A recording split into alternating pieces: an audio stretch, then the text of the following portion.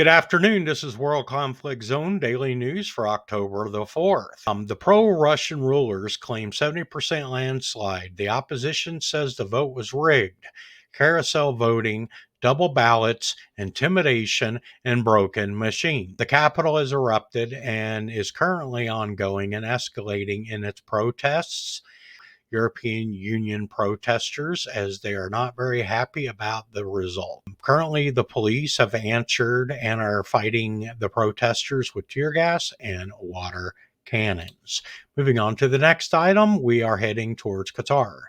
So President Trump's hostage release deadline is Sunday, 6 p.m. Washington time, 1 a.m. on Monday morning in Israeli time. It is fast approaching. But instead of moving forward, it appears that Hamas is stalling for time. Now moving on to Cairo. Egypt confirmed today that the formal hostage deal talks will begin Monday in Cairo, effectively after the deadline expires. Trump reaffirmed his warning, "I will not tolerate delay or all bets will be off." Moving on to Jerusalem. Israel's demanding that 20 living hostages be freed within 72 hours. So parliamentary elections were held in the Czech Republic, where party favorite or former Prime Minister Babi won. For him, it is a political win.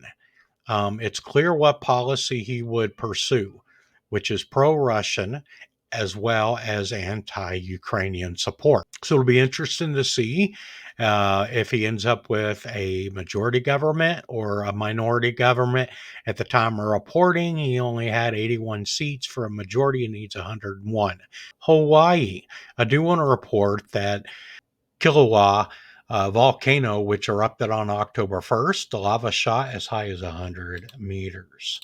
Now moving on to other news in Venezuela. If the United States were to launch an invasion of Venezuela, its primary objective would likely be to seize and maintain control over crucial strategic sites, particularly major ports and airfields, to enable further military and logistic operations. Now let's move on to the Belgorod Oblast. So breaking. At this moment, Ukrainian forces are launching missile strikes on Russian military facilities located in the Belgorod and the Kursk regions. Moving on to Gaza City Center. It has been reported that Israeli forces have killed at least 55 Palestinians across Gaza since this morning. Meanwhile, in Kiev, reported and stated by the foreign minister that Putin will escalating unless NATO and the U.S. act together with a clear and strong response to stop Moscow's hybrid aggression. Moving on to the Netherlands. It looks like it's going to be out, and the very conservative party, where they have anti-immigration platform and other things, is likely to win in the next election, according to this report. Meanwhile, we have a video. It's asking everyone to watch carefully. The whole world must see this. This is what Russia brings to the world. Only destruction. As you see from the video, lots and lots of destruction. This is the particular oil refiner that was hit. That does about 350,000 to 550,000 barrels of oil a day. And so this one that you see right here was hit. And if we were to briefly zoom out, just to give you a visual on where it's located. So you see there is the Kremlin right here, the Ukraine. Or actions of the Russian Federation give indications of Russian bombers and other aircraft and missiles and etc. cause some devastation to Kiev tonight. If more information comes out or that comes to fruition, I will be here to report it. And moving on to Eastern Europe. So as you see in red right here, these are the areas that have been impacted by drones over the last 2 weeks.